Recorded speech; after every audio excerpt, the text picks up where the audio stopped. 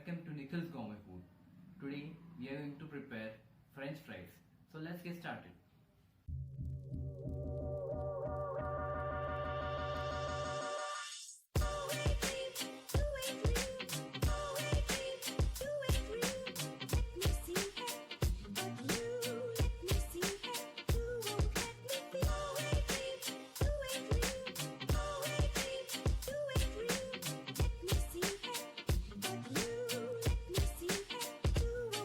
As you can see, our French fries are ready.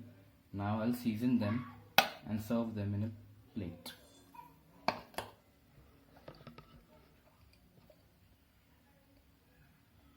First goes in some salt.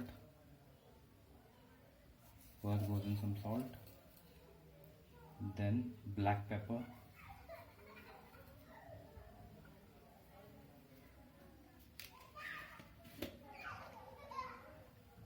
Some chilli powder.